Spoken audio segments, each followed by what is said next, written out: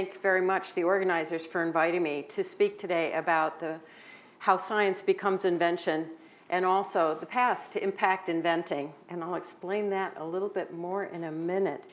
Let me start, as was mentioned, and thank you very much for the kind introduction. I'm executive director at a foundation that's called the Lemelson Foundation, and I just want to spend 1 or 2 minutes on the foundation itself. It'll give you some context for the comments that I'll make today. The Lemelson Foundation is a private family foundation. We're based in Portland, Oregon. We were launched about 20 years ago by the people you see in this picture, Jerome Lemelson and his wife, Dorothy. Jerome was one of the most prolific independent US inventors. He had over 600 patents to his name. So just stop and think about that a minute. He had issued patents of more than 1 a month for over 40 years of productive work life. It's a pretty stunning accomplishment. And his patents underlie a variety of things across a range of sectors. He really just was a very generative mind. Both Dolly and Jerry believed very firmly in the power of invention to improve lives, and they felt it was critical to ensure that there was a pipeline of young inventors who would create the products that we need to solve the big challenges in the world, but also see that there was an ecosystem that would support them taking those ideas to products and businesses and ultimately impact. So that's what we focus on. We do that in the United States, focusing on creating a strong and vibrant economy in the US, as well as products that will have impact.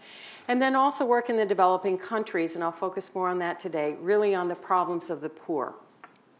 So we look to inspire and educate the next generation of inventors and create a strong ecosystem that will support them in taking their ideas into products and businesses, and thereby reaching people with impact.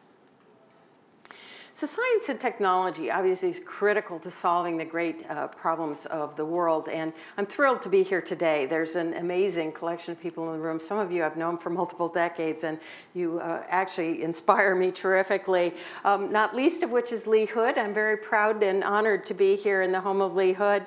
I've known Lee for a couple of decades, and he has been an inspiration to me personally, but I know also to many others in the field. And I'm also proud to say as a Lemelson MIT Prize winner, and was recognized by this prize we give in concert with MIT each year for the accomplishments in terms of turning science into invention, but also turning invention into progress in science. So very excited to be here.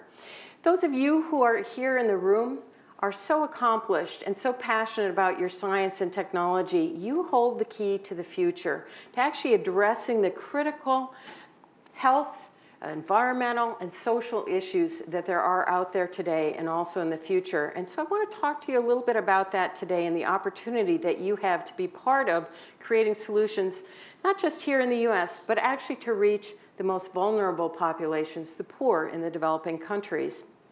At the Lemelson Foundation, we've been doing this kind of work for about 20 years. And I'm going to share with you today some of the perspectives and some of the insights that we've had over that 20 years of work. Let me start by first introducing you to a couple of investigators, Rebecca Richards-Cordham, who some of you may know down at Rice University, and her colleague Maria Oden. And I'm going to let them tell you a little bit about their story. Malawi is a small African country of 15 million people. Every year, more than 600,000 babies are born in Malawi, 73% of them in hospitals. And unfortunately, 18% of these babies are born prematurely. It's the highest rate of preterm birth in the world. And Malawi has very few resources to help these babies. Per capita health expenditures are only $31. And in a country with over 600,000 newborns, there are only 8 pediatricians. When you think about the challenges that babies in Malawi face and what is needed to help them, the first thing that comes to mind is probably not college students. I'm Rebecca Richards-Cordham. I'm here with my colleague Maria Oden from Rice University, and we'd like to tell you how college students are changing global health. Over half of premature babies will struggle to breathe because their lungs are immature. It's really heartbreaking to watch. In places like Washington, D.C., this is easily treated using a technology called CPAP, where a soft set of rubber prongs is placed inside a baby's nose and used to deliver a mix of pressurized air and oxygen. When CPAP was introduced in the United States, rates of survival for premature babies with respiratory distress rose from 25 to 70%. But unfortunately, CPAP machines cost $6,000 and they require infrastructure that is not available in Malawi. In 2009, our collaborator, pediatrician Liz Molyneux, asked our team to develop a CPAP machine that could work in Malawi. Using 2 aquarium pumps that were encased inside a plastic shoebox from Target, our team developed a $150 bubble CPAP machine. In 2010, we took that device to Malawi, where we got all sorts of useful feedback from nurses about how to make the system easier to use. We made those changes, and in 2011, Jocelyn Brown, one of the student inventors, took the device to Malawi, where she carried out a study to see if it could improve outcomes for newborns. And what we found in that study was that survival improved from 24% to 65%, mirroring the improvement that was seen when CPAP was introduced in the United States. Science can make a difference here, and the translation of technology and science into inventions can have impact. In fact, the problem that Rebecca and Maria are working on is really a problem worth solving, and the inventions they're creating are going to save lives. Definitely something worth doing. So as we think about what the opportunities are to solve problems, we recognize there are lots of problems out there, and you probably see things where you go, gee, you know, that's cool, that's neat, but was that really worth the time, money, and effort that went into creating it? We like to think about things that are problems worth solving, and we feel that problems worth solving that are going to have global impact, whether it's on social or environmental issues or even regional or local impact, need to be thought through very carefully. We think there are 3 key elements of that, and we think of that in the context of what we call impact inventing. So we like to focus on things that are problems worth solving, which means that they have positive social or environmental impact, that they actually are needed and will result in positive change. We also recognize that the things we create can be both the source of solution and the source of problem for the future, and that we as a species need to change our relationship with the planet we live on. So how do we ensure that the next generation of inventors thinks through carefully and deliberately about the environmental consequences of the things we create? Both the materials, the processes, and the way we deliver those inventions will have influence on whether or not the solutions we claim to create at the moment become the problems of the future. Finally, in order for things to be delivered, they need to be delivered through some mechanism, and that tends to happen through businesses, which means we need products and businesses that can sustain and deliver those things over time. That means that that the product themselves, the invention, needs to have sufficient value and need that people will want to acquire it. And so that means that in order to have impact for the long term, we need to think about financial self-sustainability and the possibility of products and business arising out of invention. The sum of the 3 for us is impact inventing. So you may say, what are the problems we're solving, right? I mean, you know, I know what's going on in my own household, but how do I know what's going on in Malawi or Mali or any place else in the world? Well, in fact, the world asked that question over the past couple of years. They came together as a collective driven by the United Nations to define what are called the Sustainable Development Goals. It's a question of what are the challenges that we need to address in order to ensure that in the future we will continue to have a sustainable environment and a sustainable planet here for all of us. And what you see is that they came up with 17 goals, a significant number, and even more daunting, 169 targets. With so many goals and targets, you can be sure that there are many ways we're going to have to change what we do in order to address these challenges. Some of those things are, for instance, behavioral changes. Some of them are policy changes. But embedded in here are a variety of problems that actually are demanding science and technology and invention to create the solutions that are needed. Well, this is pretty complicated. At the same time this was going on, we provided support together with the U.S. Agency for International Development to create a parallel study, which is called the 50 Breakthroughs Study. It was created by the Institute for Globally Transformative Technologies that's come out of Lawrence Berkeley Labs. That group stepped back and said, well, if we just distill it down to the opportunities where science and technology could have impact, and then we further distilled and prioritized to those things where we think there was a credible path to product and also a credible path to delivering those products, what would those be? So under each of these 9 areas, they found pressing needs that could be addressed by science and technology. And they focused primarily on South and Southeast Asia and also Sub-Saharan Africa, because these are the areas where the global development statistics actually have the worst trajectory. We aren't seeing the kinds of rates of improvement that we'd like to see. If you drill down a bit into each of these, and I'm going to highlight a couple of them, say in global health, this is a particularly health-oriented group here, there is opportunity for science to actually drive invention in all of the areas listed here. We'll come back to these in a little more detail later. Similarly, in food security, there's the opportunity to make huge advances in terms of not only production, we tend to think about production, but also in terms of waste. And I'll return to this with a little more information in a few minutes. So if we just take one of those that I talked about, maternal and child health, we were talking earlier about the problem that Maria and Rebecca were addressing down at Rice with their students, which was the issue of preterm birth.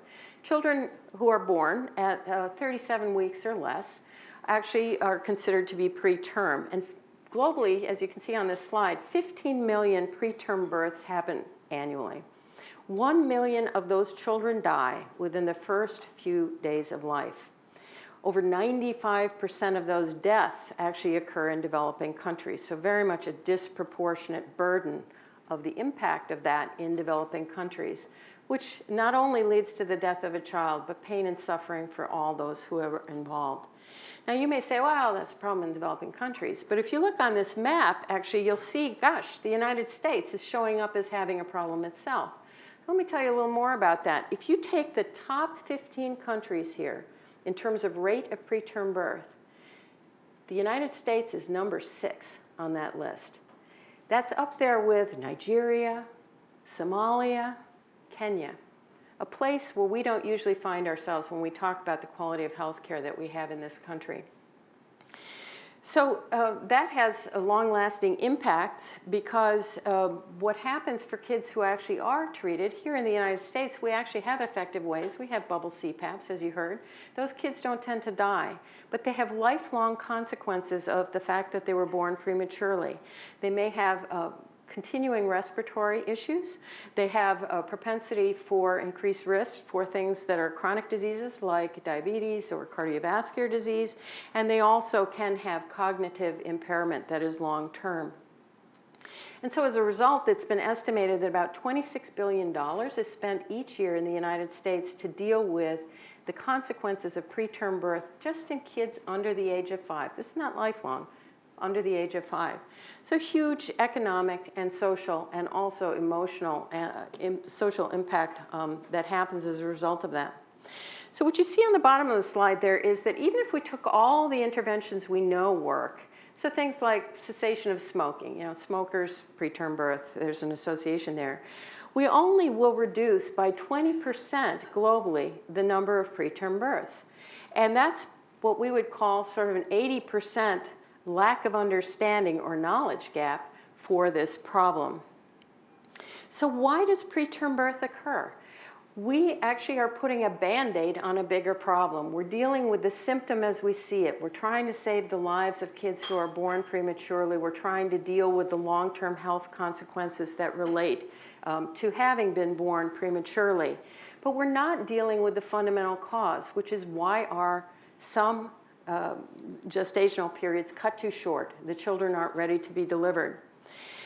There's an organization here in town called the Global Alliance for the Prevention of Prematurity and Stillbirth, who has done a very thoughtful job of assembling what is the list of questions that one could address scientifically to begin to get at the root causes of preterm birth, but also to begin to conceive of interventions that can make a difference.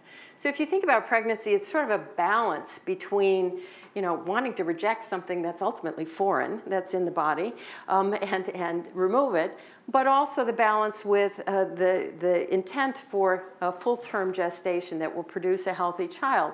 So we don't fully understand what the mechanisms are for uterine quiescence, or what are the mediators that are responsible for uterine activation. And as a result, we don't have a good handle on what might be the mediators that would help us manage if we knew that there was going to be a risk of preterm birth. In addition, we're aware from statistics that different populations have different frequencies. You heard in Malawi, highest rate in the world. You can envision that may have something to do with socioeconomic status. But also, we know that different racial demographics and other types of demographics segregate along the lines of risk of preterm birth. Is there a way of digging and within that and finding that there are actually opportunities for modifications we can do on a biological basis, or whether there can be environmental factors that are resulting in the preterm births. So possibilities for intervention.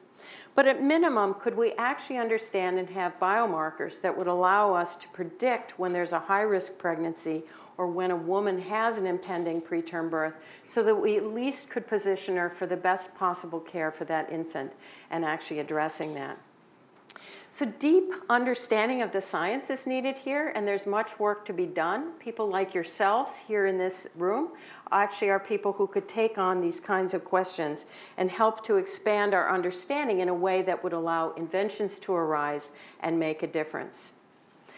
So as I mentioned here, there's opportunities for intervention, opportunities for diagnostics. So say hypothetically we had a diagnostic, a biomarker for preterm birth. Would we be able to deliver it in the developing countries? This is the same list I showed you a couple of minutes ago out of the 50 breakthrough study, where we're focusing on what are the critical challenges that need to be addressed with science and technology to improve global health. And what you see here is diagnostics is clearly on the list. Even where we have biomarkers, the kinds of diagnostic tools we have that we introduce here in this country are too high cost. They're not robust enough. They need very sophisticated and well-trained staff. They also probably require a refrigerator or a freezer or some kind of careful handling. None of those things are prevalent in the developing countries. So trying to reach the people who are most affected by the problems we're discussing means that we don't actually have the tools to get even our scientific knowledge implemented in the form of interventions. Other things that are on that list include a suite of things, and I'll return in just a moment. So let me unpack for a bit a case where we have a biomarker, where we actually know how to measure something, but we're not seeing that it's having impact in terms of reaching those most in need. So anemia is the most common and widespread nutritional disorder in the world. There are about 1.7 billion people, so that's over 20% of the world's population who are anemic. And in some settings, say in India, you may find that over 50% of a particular population actually is anemic. So you would think, wow, we know how to measure that. We do that here all the time. But in fact, we can't reach those people. So what difference does it make? Seems like it shouldn't be such a big deal, but in fact there are major health consequences.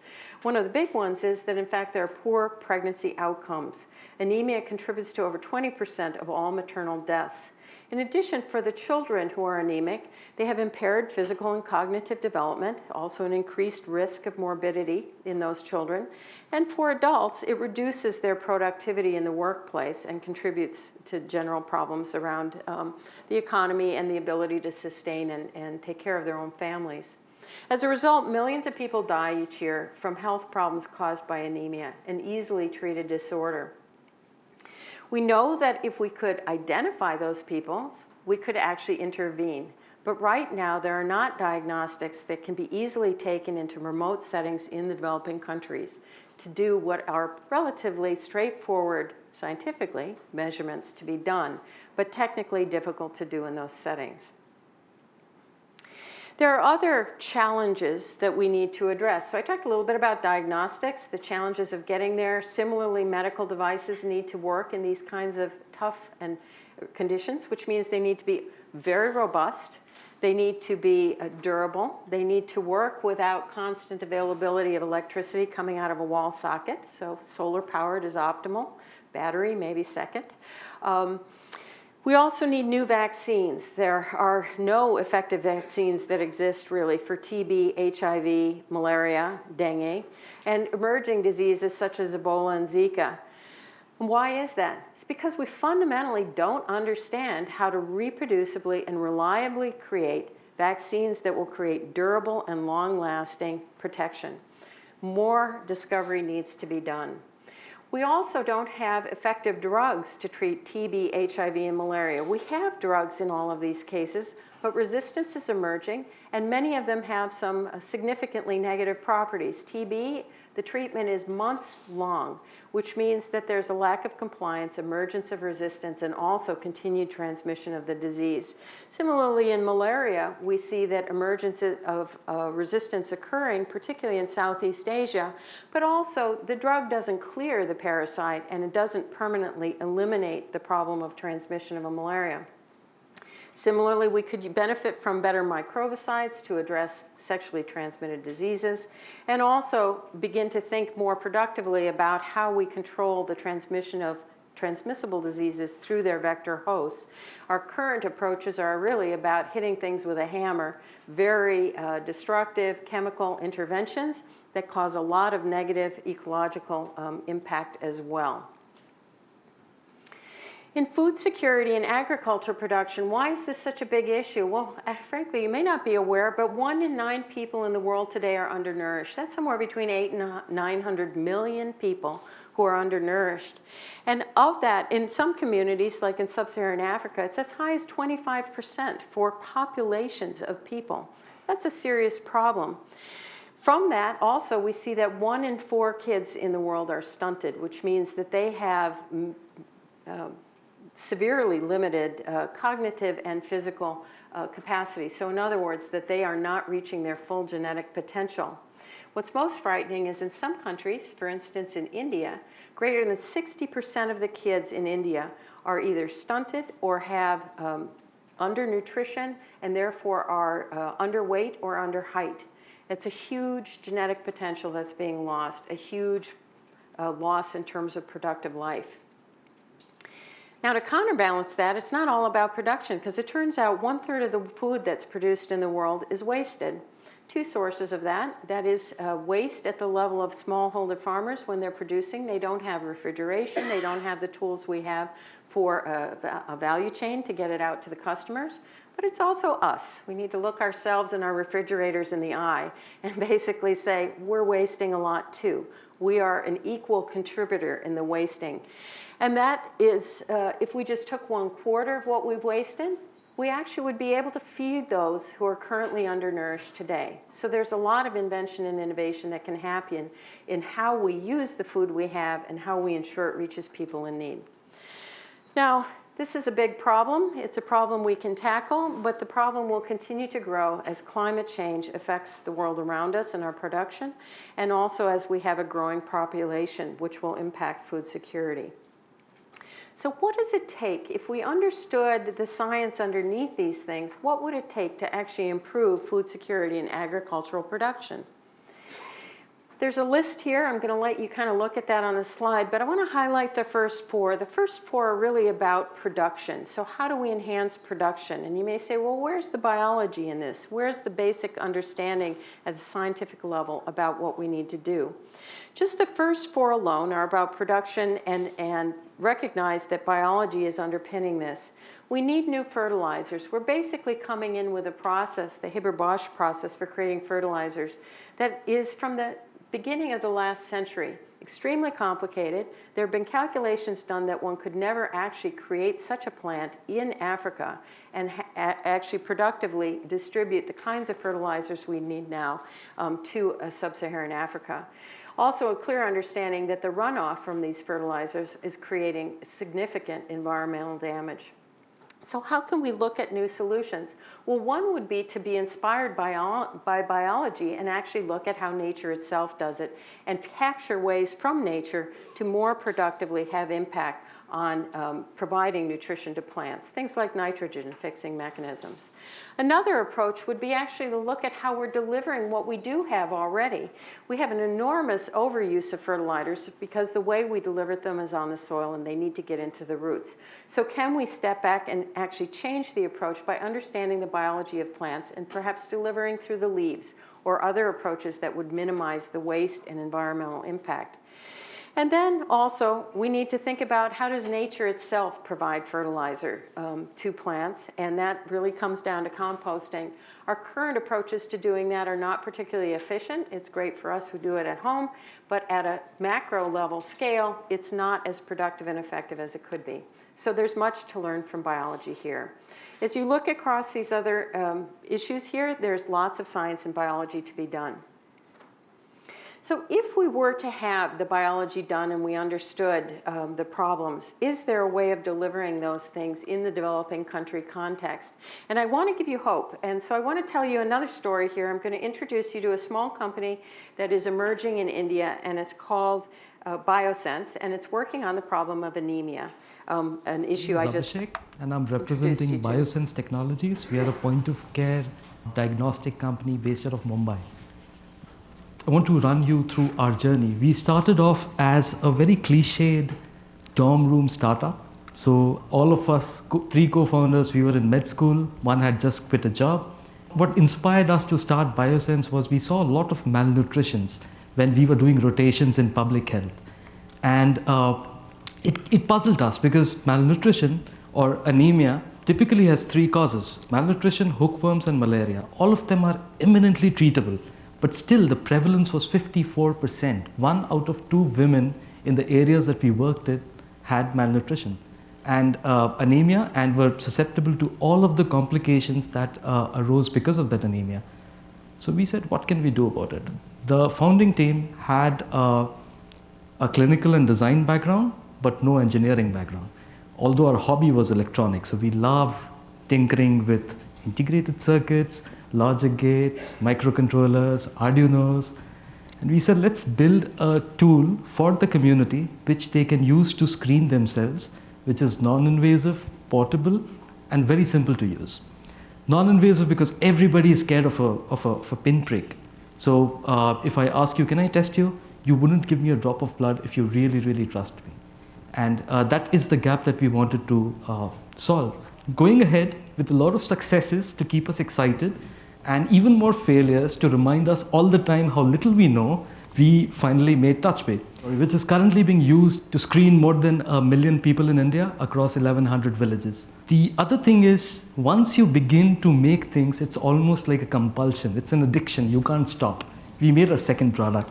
This is a point-of-care urine analysis tool. This product is being used by about 3,000 installations across the country, 2,000 in the private side and about 1,000 in the public healthcare side. After that, we built an indigenous glucometer. So this is for diabetics in India, where the strip costs less than 1/3 of what you would pay for a Johnson & Johnson or an Accu-Check, regular glucose strips. All devices are connected. So we aggregate public health data and we give it to the governments that we partner with. So you can track communities over a period of time, or you can track an individual and his progress over a period of time. So what's exciting here is Biosense is making a difference. They've created some tools. They're beginning to reach people. Reaching 1 million people in India is a significant accomplishment, but a drop in the bucket when you think about the 1 billion people who live there. Huge impact. So what did it take for Biosense to get this far, and why are they getting the traction they're already getting? I want to talk to you a little bit about what it takes to take science to an idea and an idea to impact. And this is a study that was done back in 2012. It was done by a prominent researcher in the global development world. His name is Harvey Koh. And what they did was they talked to a lot of social entrepreneurs. That's the term that's used for people who are working on creating businesses that will address the needs of the poor. In that case, they broke it down into 4 major stages for a product, for a business, for an entrepreneurial event that was going to happen, that was going to deliver successfully for the needs of the poor. You start with a blueprint. You got an idea. You think you're going to create a company. You think there's value to be had. Validate. You get far enough along that you can validate your technology works in the context. You can validate whether the business model is likely to work with the customers you're thinking about. Then you can prepare it for scale. It's not good enough to have a business reach a few people. You actually need to get to the point where it's having massive impact and also a viable business. So preparing for scale and ultimately scale. Over the course of the past year, we've worked with Harvey Co. to actually expand upon this approach for social entrepreneurs to say, what's different about people who are creating tangible products, something you actually can touch and feel, whether it's hardware or wetware, some of the things we've discussed so far. And they broke it down even further, and I want to just spend a little bit of time telling you about what they found. The first thing is that you need to leverage existing technology and knowledge. So there's a lot out there already. Don't work in a bubble. There's lots that you can learn from the others who are going before you. But the second thing I would say is probably the most important thing on this page, which is you really need to understand the problem in the context of the customer. So the customer being the person who's actually going to use the item or device or the vaccine or the diagnostic, and the person who will be the recipient of its use. This is the #1 area where we see that people fail with great science, great ideas, that don't materialize into products with impact. They didn't understand the setting into which they were introducing things. And I'll just pull out for you something you may not have taken note of. When in fact, Abhishek here was talking a bit about creating the diagnostic, he said that people didn't want to have a pinprick, and you might have gone like, hey, heck, I go to the doctor all the time, that's Miss Cum, she takes something out of me, I don't think a moment about it. In the cultural settings where they're working, this is not acceptable. So there actually was no way of getting samples from the women in that village without going for a non-invasive approach. Behavioral change is probably the hardest thing you can do. Cultural norms exist. So you have to think about the setting, the cost, the cultural norms, etc. Single biggest factor. But also, if you're going to work in these locations, you need to think about how do you locate facilities for prototyping. We know a company that's been working on sanitation in Nairobi, and they've been flying their engineer back to Seattle to do the prototype development, the iterations, the implementations, and then flying those devices back to Nairobi and testing. Very ineffective, and also very slow, delayed a lot of their progress. So you need to think about that. Identifying suppliers and manufacturers. They're not always readily available. You can't just go down the street and find somebody who can machine the part you want or the reagent you want may have a tariff sitting on top of it. Very hard to get it into the local environment. You need to access more and more patient capital. That means going beyond grants, beginning to think about how you get funded by impact investors or actual true investment coming from the financial sector who are looking to build companies and businesses. And that means you need to think more about how you maintain your intellectual property in the context of those environments, and also property rights, regulation, and the team. That's the #1 thing investors look for is it more than just a scientist, an academic? Do they actually have people who understand the local environment and understand it in a business context? So all of these things may seem extraordinarily daunting, but there are ways of addressing them. And you heard some of those stories, particularly in the case of finding your customer and being able to get a voice there. There are opportunities to work with people in the developing countries. You heard 2 different versions of that from Rebecca and Maria and also Abhishek. Working in populations. You need to look at those who go before you, people who are already out there who might be able to do the introductions for you, help you to leverage the relationships they've built in the communities to get honest feedback and answers about the problems you want to solve. In addition, you should look in those countries for people who are accelerators and incubators. They have an enormous wealth of opportunity to help you find local mentors who may understand regulatory issues in those environments, may actually understand where to get the physical prototyping done, what the tariff structures are. These are surmountable problems. You need local help to help achieve your path there. And then the third thing I say is that you actually need to think about whether there are people who have gone before you. So in the case of, you want to enter the world of dealing with preterm birth, you have a device you want to introduce, talk to folks like Rebecca and Maria. They've gone down this path. They understand some of the issues. They can help to make you more savvy about the steps in the process. There are ways to get input and to build those bridges to bring you to being able to deliver on really exciting and important challenges that are out there. Similarly, when you get to the validate stage, there are things you need to consider in the context of your discovery process and also as you're doing development.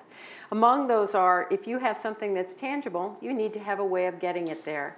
You need to look whether there's an existing route or distribution, so you don't have to create a completely vertically integrated company to ensure that your product reaches people out in the field. You need to look for finance. Once again, people are going to be looking for you to act as a business. You need to have a board. You need to have structure. You need to have accountability in a way that will convince other people that you're worth investing in.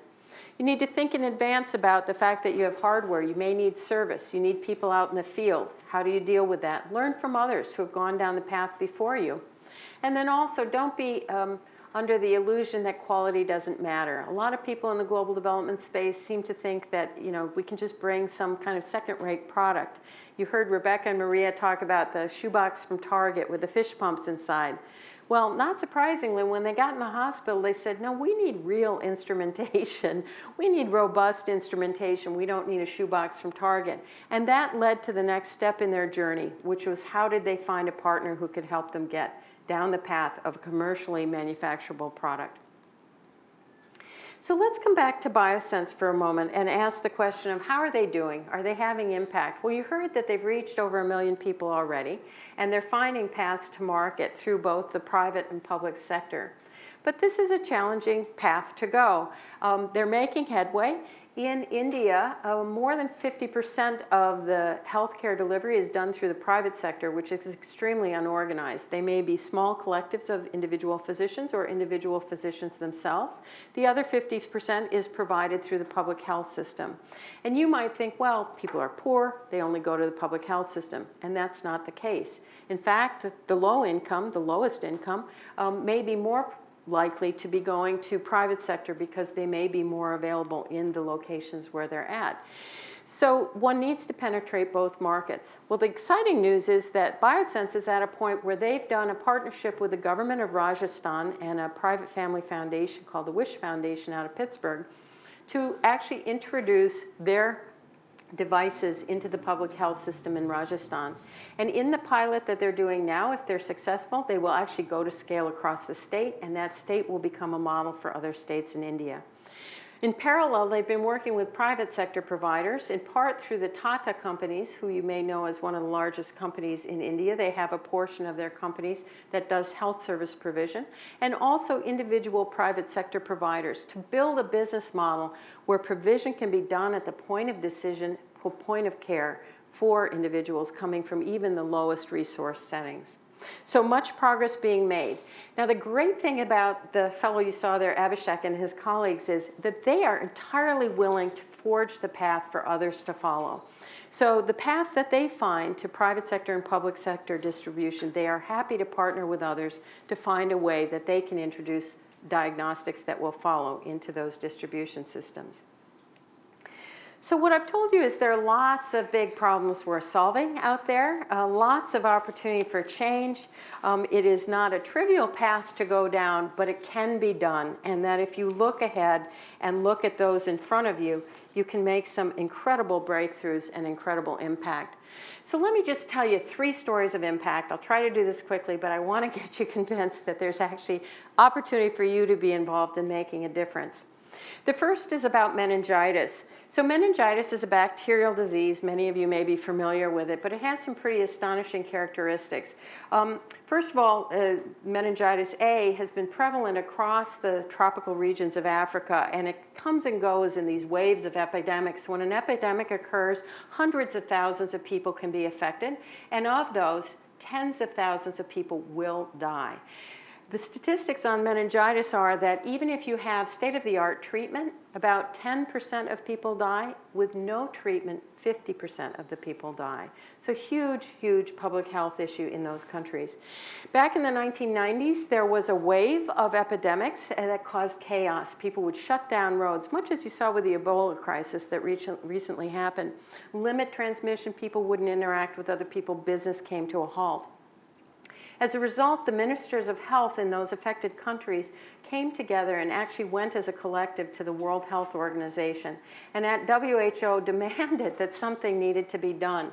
So a public-private partnership was established, in fact, with the WHO, so the World Health Organization, and a local organization called PATH. There may be some of you in the audience from PATH here today. And PATH was critical in working with WHO to create solutions. First, they needed science to be done.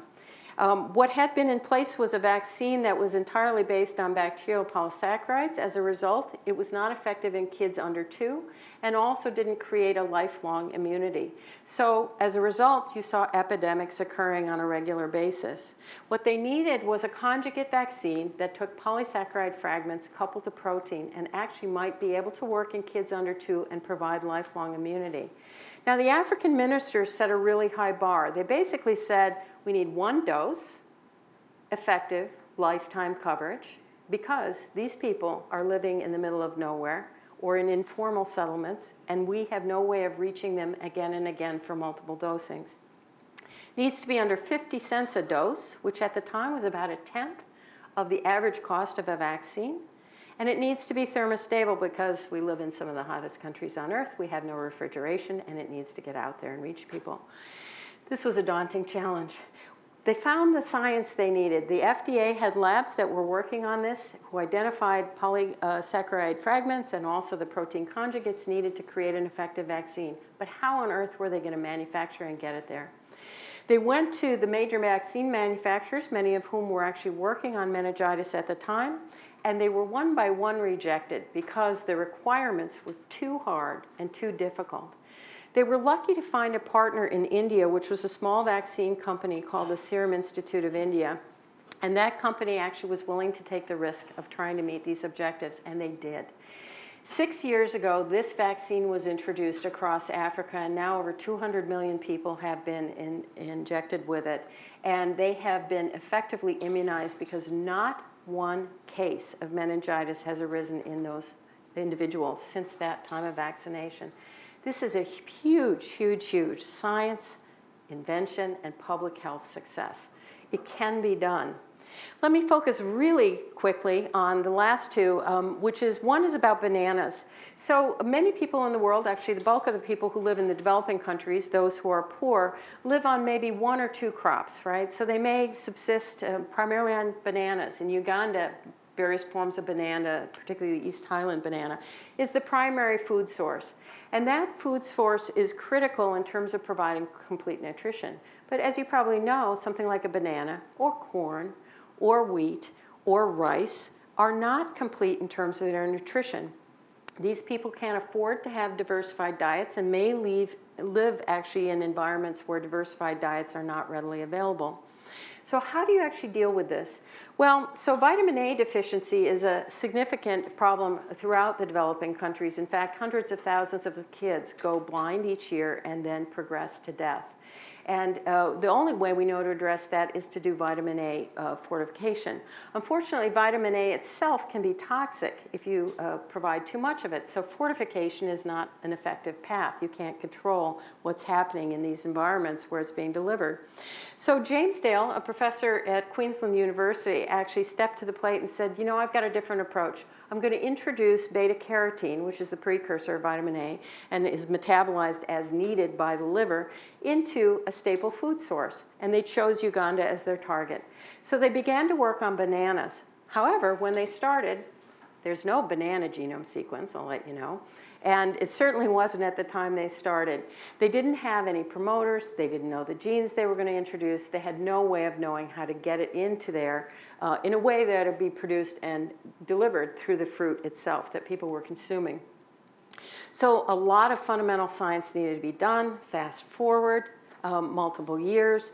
Many trials and errors, many implementations, finding vitamin A in the roots and in the stalks and in the leaves and in the skins, but finally constructs that led them to have a 10-fold enrichment in vitamin A in beta-carotene in fact, the fruit of the banana itself. This is now going into its first human trials. If this is effective, not only will it actually be an opportunity to address what is 38% of the kids in Uganda who have vitamin A A deficiencies, but demonstrate a path for biofortification through staple foods and crops in other countries as well. The last thing I want to turn to here is, you see a lovely mosquito up there, the issue of vector transmission of disease. As I mentioned before, currently we kind of use a sledgehammer. We go out with these horrible poisons in an effort to forestall being bitten by those vectors of disease. I was just in Puerto Rico, and let me tell you, the amount of bug spray on everybody was that Zika disease is like everywhere there. And there are many more long-term diseases that we've been familiar with for a long time, like dengue and malaria, that are transmitted through these types of vectors. So how do we find better ways to control that? Currently, we're just basically using poisons. And as a result, we have some significant environmental consequences. Well, biology is changing the way we think about this and our understanding of biology. There are a couple of investigators, some of whom you may know, who actually did significant work to understand the olfactory system in insects. And as a result, it's led the way for a new generation of possible solutions to come out, new inventions that could impact the way we limit the transmission of disease. So among those approaches are some approaches being taken by Leslie Vosshall at Rockefeller and also by Larry Zweibel down at Vanderbilt, who are looking to create what you might think of as almost confusants. Sort of, how do we mask the ability to smell human beings? We're the preferred source of food for these insects. And how do you actually confuse them in a way with chemicals so that they won't even know that we're there? So kind of putting blinders on them. And they're working to some success to actually find chemicals to do that, and those chemicals are beginning to enter trials. Now, in parallel to that work going on, there was an interesting approach, which was to say, let's look in nature. Maybe there's some solutions in nature for this problem. And an investigator at Monash University, Scott O'Neill, looked to biology and found that there was an insect symbiote. It's called Wolbachia. It's a bacterium, and it lives in most insect species, but not actually in the Aedes aegypti, which transmits dengue. And he had found that in certain species of insects, those Wolbachia, when they were present, had life-shortening consequences. Now, it turns out that mosquitoes can go on replicating and producing more mosquitoes in a shorter time span in their life than it takes for them to reproduce the dengue virus. So if you could just cut them short, allow them to reproduce, not think about environmental consequences, even though we hate mosquitoes, they may have important environmental, they may have impact on the environment in terms of feeding others. How could you actually limit their transmission of dengue?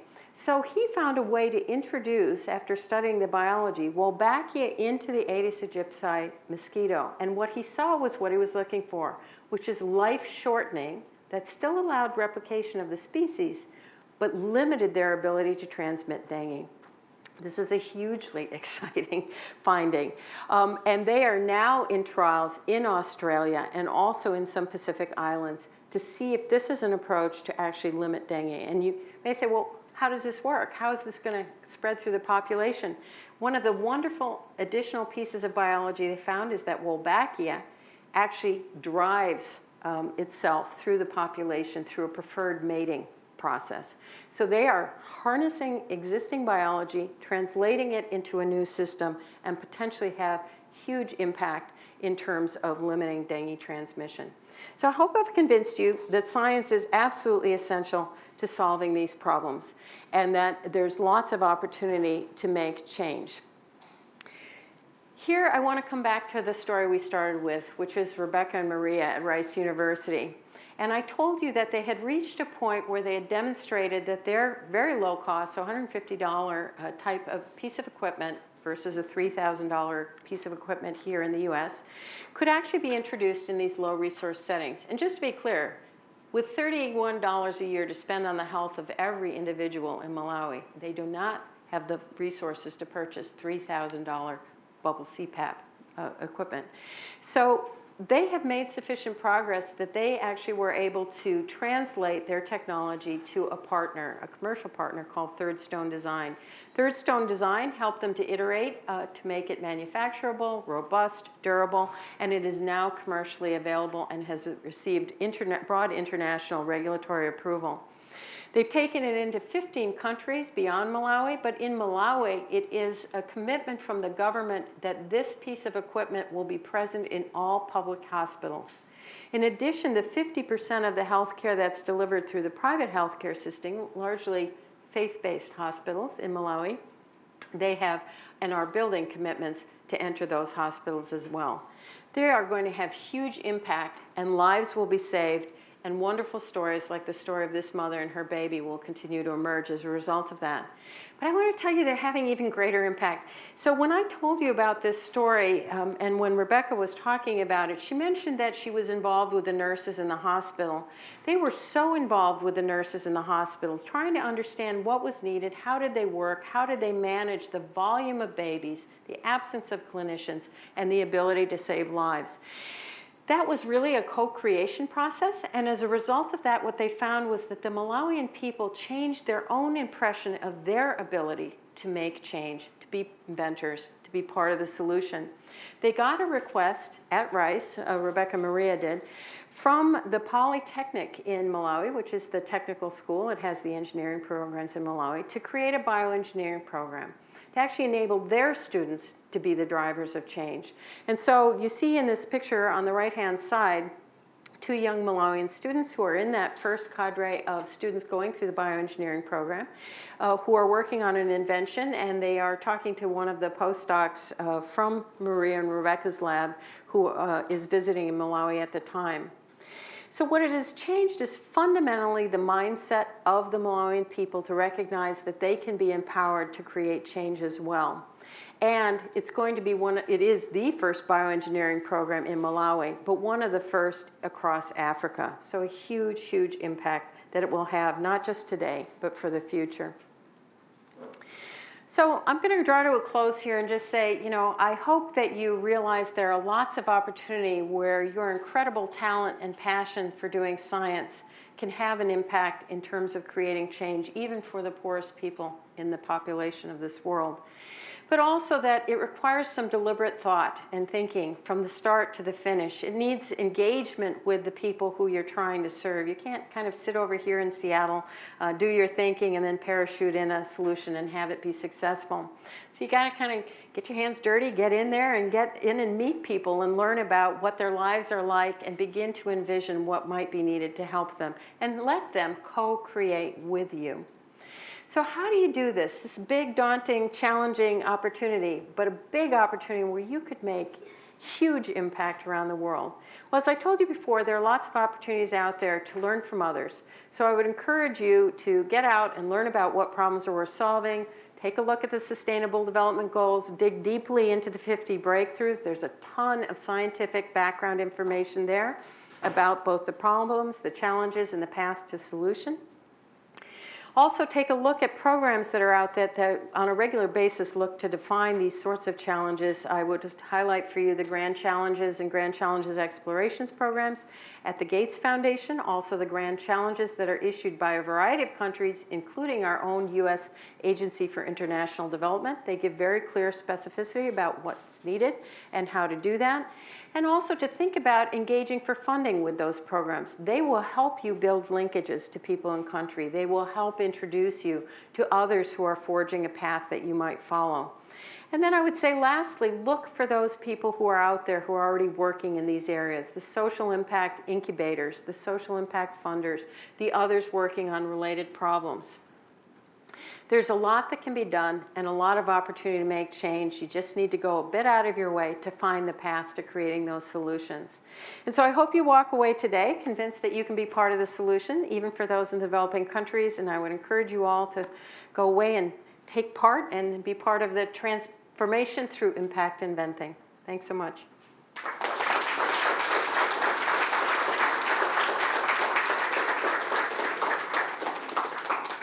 What's the difference between the gold-plated version, American version of the CPAP machine and the third world one?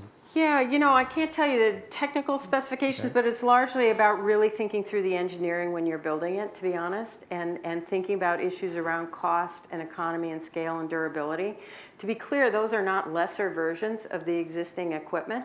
They are actually pieces of equipment that are built from the bottom up to meet the needs in those types of hospitals. So they don't have additional bells and whistles that may not be needed, but they also have been built with an eye towards economy and durability. Would they fly in the United States? Would they get Wow, FDA so approval? that's a great question. That's a great question. So one of the things you see in the global development space that is particularly interesting right now is whether or not you can see sort of this reverse engineering, which is, so you go into countries where you don't have preconceptions, you don't have the health systems in place that we have here that kind of drive the way we think about delivering health. And can you create products that will come back into this country? And I think there's a path to do that. We will see if Pumani ends up there. I will say the likely opportunities are that people who deal with people who are here in these, in this continent and are in low resource settings, like you think about the native populations, both here in the United States and also in Canada, where public health systems are looking for lower costs, reducing costs, et cetera. I think it's going to happen. We see it already happening in some products. I'll give you an example, which is at MIT. Amos Winter has developed a series of wheelchairs that can work in these kind of all-terrain environments. There are no curb banks in India, right? You are out of luck. You're lucky if there's a curb and a sidewalk, right? You're going through ruts and puddles and up mounts and so on. So how do you create a leveraged wheelchair? That's now coming back into the United States, and it's being used particularly by people who want to do sports, who are paraplegic, who want to be out and on the roads and up in the mountains and doing all those sorts of things. So I think that kind of thing is going to happen. Additional questions? I have one. So one of the things that struck me is that a lot of the invention could really take products that are already out there now and bring the level of technology down to something that could already be then deployed much widely than what they are. That we don't have to think about developing something completely new. We can take other components that, if we shift the focus slightly, they could be less technically challenging and then deployed. Yeah, it's interesting. That's certainly one of the approaches that many are taking, and I'd say it's met with mixed success. I think it's met with more success in the context of some of the large multinational companies, but I can tell you for a fact that even GE originally started with that idea, which was, oh, well, let's just go to India and strip down our equipment so you can have CAT scanners in India and ultrasound devices and so on. And they, after a few years of trying to do that, realized that that's not the way to do it. You really need to start and co-create with the people in the environment to fully understand what their needs are.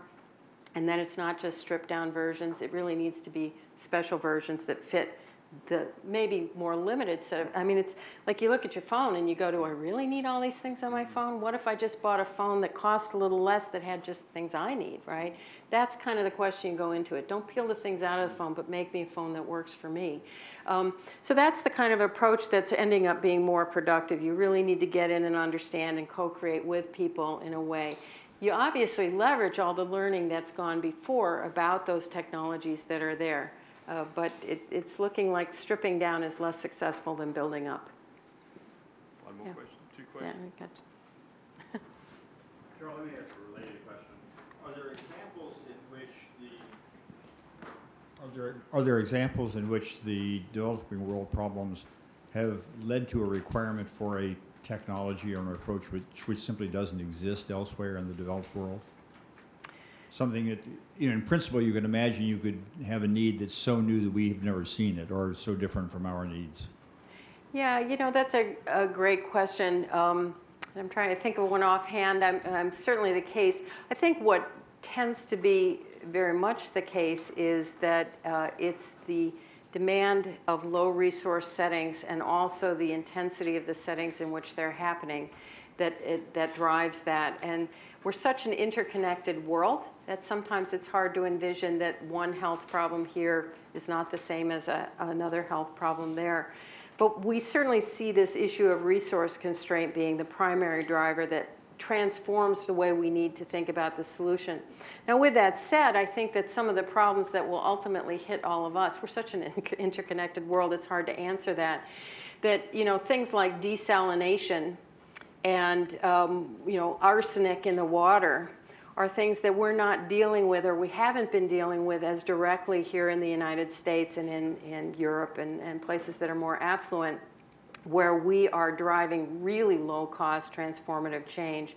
Particularly the issues of groundwater contamination are probably right now more selectively experienced in the developing countries and have driven innovations.